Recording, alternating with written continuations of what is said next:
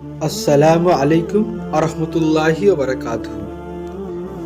আমাদের সামনে এমন এক রাত আসতে চলেছে, সে রাত মুসলিমের কাছে একটি মহিমান্বিত, তাৎপর্যমণ্ডিত ও ফজিলতপূর্ণ রাত, পবিত্র শবে বরাত। শবে বরাত পালিত হয় শ্রাবণ মাসের পঞ্চদশ রজনীতে, অর্থাৎ 15 তারিখে। রাসূলুল্লাহ সাল্লাল্লাহু আলাইহি সাল্লাম হাদিসে মহিমান্বিত রাতকে লাইলাতুন নিসফ মিন শাবান 15, শাবানের রাত বলেছেন। ফার্সি শব্দ শব এর অর্থ হচ্ছে রাত বা রজনী, আর বারাত অর্থ হচ্ছে মুক্তি, নিষ্কৃতি, অব্যাহতি, পবিত্রতা ইত্যাদি। সুতরাং শবে বরাতের শাব্দিক অর্থ দাঁড়ায় মুক্তি, নিষ্কৃতি ও অব্যাহতির রজনী বা রাত। এ রাতে যেহেতু আল্লাহ তাআলা পাপী লোকদের ক্ষমা করেন, নিষ্কৃতি দেন ও জাহান্নাম থেকে মুক্তি দেন, সেহেতু এ রাতকে লাইলাতুল বারাত বা শবে বরাত বলা অযৌক্তিক নয়। এই রাতের বহু ফজিলত, এই পবিত্র রাতের অনেক ফজিলত ও তাৎপর্য রয়েছে।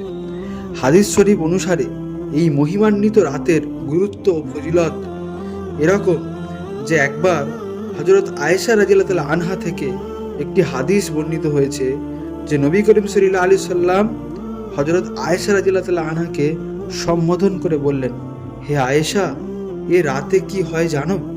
হযরত আয়েশা রাদিয়াল্লাহু আনহা বললেন, আল্লাহ তার রাসূল ভালো জানেন।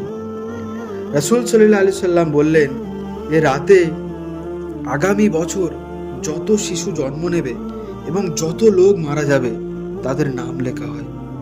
মানুষের বিগত বছরের সব আমল আল্লাহর দরবারে পেশ করা হয় এবং মানুষের রিজিক অবতীর্ণ হয়।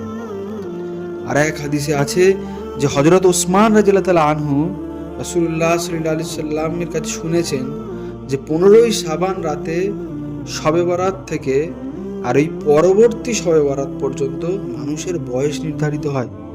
এমনকি এই সময়ের মধ্যে কেউ তো বিয়ে করে, তার সন্তান জন্ম নেয়, অথচ এই 2 শাবানের অন্তর্বর্তীকালীন সময়ে যারা মারা যাবে তাদের তালিকায় তার নাম রয়েছে। এই শবে বরাতে আমরা করবটা কি? শবে বরাত মহান আল্লাহর পক্ষ থেকে উম্মতে মুসলিমের জন্য এক বিশেষ উপহার।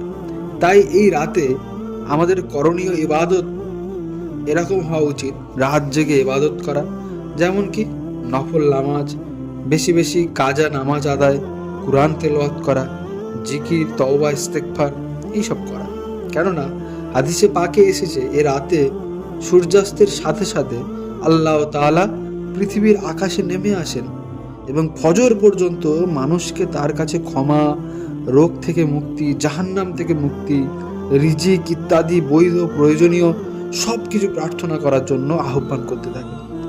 হযরত আবু বকর রাদিয়াল্লাহু আনহু নবী করিম সাল্লাল্লাহু আলাইহি সাল্লাম থেকে বর্ণনা করেছেন যে নবী করিম সাল্লাল্লাহু আলাইহি সাল্লাম ইরশাদ করেন, আল্লাহ তাআলা শবে বরাতে পৃথিবীর আকাশে নেমে আসেন এবং কাফের, মুশরিক ও হিংসুককে ছাড়া সবাইকে ক্ষমা করে দেন। সুবহানাল্লাহ। হাদিসের ব্যাখ্যায় এসেছে যে এ ধরনের লোকেরাও যদি খালেসভাবে আল্লাহর কাছে ক্ষমা প্রার্থনা করে এবং ভবিষ্যতে আর কুফরি, শিরকি ও হিংসা করবে না বলে ওয়াদা করে, তবে আল্লাহ তাআলা এদেরও ক্ষমা করে দেন। পরদিন রোজা রাখা, মানে এই শবে বরাতের রাতের ঠিক পরের দিন রোজা রাখা। কেননা রাসূল সাল্লাল্লাহু আলাইহি সাল্লাম ইরশাদ করেছেন, 15ই শাবানের রাত জেগে ইবাদত করো এবং পরদিন রোজা রাখো। যতদূর সম্ভব অনাড়ম্বরভাবে কবর জিয়ারত করা, যেমন হাদিসে পাকের ইরশাদ হযরত আয়েশা রাদিয়াল্লাহু আনহা থেকে বর্ণিত, তিনি বলেন, আমি এক রাতে রাসূল সাল্লাল্লাহু আলাইহি সাল্লামকে হারিয়ে ফেললাম। অতঃপর আমি তাকে খুঁজতে বেরোলাম। অবশেষে তাকে জান্নাতুল বাকিতে পেলাম। আমাকে দেখে তিনি বললেন, আয়েশা, তুমি কি আশঙ্কা করছো যে আল্লাহ ও তার রাসূল তোমার প্রতি জুলুম করবেন? হযরত আয়েশা বলেন, আমি বললাম, হে আল্লাহর রাসূল, আমি ধারণা করেছিলাম আপনি হয়তো আপনার অন্য কোনো স্ত্রীর কাছে গিয়েছেন। অতঃপর রাসূল সাল্লাল্লাহু আলাইহি সাল্লাম ইরশাদ করেন, 15ই শাবান আল্লাহ তাআলা পৃথিবীর আকাশে অবতরণ করেন এবং বনু কালব গোত্রের মেষের পশম অপেক্ষা অধিক লোককে ক্ষমা করে দেন। সুবহানাল্লাহ। এই শবে বরাতে কি কি বাদ দেব আমরা, অর্থাৎ শবে বরাতে বর্জনীয় জিনিসগুলো কি? রাসূল সাল্লাল্লাহু আলাইহি সাল্লাম স্বীয় জীবন মোবারককে এ রাতে বারবার পেয়েছেন, আমল করেছেন। এ রাতে কি করতে হবে, কিভাবে করতে হবে তা বলে এবং সাহাবায়ে কেরামের মাধ্যমে বাস্তবায়ন করে আমাদের শিখিয়ে গেছেন। তারপর সাহাবায়ে কেরাম, তাবেইন এবং যুগে যুগে ওলামা ও মাশায়েখে কেরামে এ রাতে ইবাদত করে গেছেন। তাদের রেখে দেওয়া আদর্শই হুবহু আমাদের অনুসরণ বা অনুকরণ করতে হবে। নিজের পক্ষ থেকে বাড়ানো বা কমানোর কোনো অবকাশ নেই। আমাদের দেশে শবে বরাতে প্রচলিত কিছু বর্জনীয় কার্যকলাপ নিম্নে পেশ করা হলো। যেমন কি, অনেকেই এ রাতে মহা ধুমধামে হালুয়া রুটির ব্যবস্থা করেন, যার সাথে শবে বরাতের ন্যূনতম কোনো সম্পর্ক নেই। কোরআন, হাদিস, ইজমা ও কিয়াসের কোনো ভিত্তি নেই, বরং এই পবিত্র রাতে হালুয়া রুটি ইবাদতে বিঘ্ন ঘটায়। এর পেছনে পরে মানুষ বঞ্চিত হয় আল্লাহর প্রদত্ত রহমত, মাগফিরাত ও নাজাত থেকে। কাজেই অন্তত এই রাতে এটা বর্জন করা উচিত।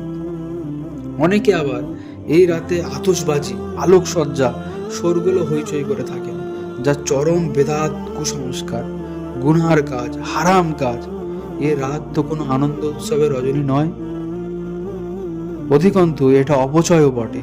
ইসলামে অপচয় করা কবিরা গুনাহ, মহাপাপ।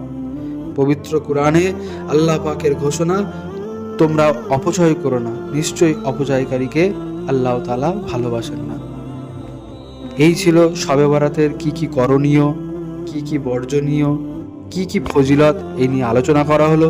ভিডিও যদি ভালো লেগে থাকে আপনারা এটা শেয়ার করবেন এবং যে যে কথা আমি বললাম সেটার সর্বপ্রথম আমি যেন আমল করি এবং প্রতিটা শ্রোতাগণ আমার এই বয়ানের আমল করুন। আল্লাহ আমাদের তৌফিক দান করুক। আসসালামু আলাইকুম ওয়া রাহমাতুল্লাহি ওয়া বারাকাতুহু।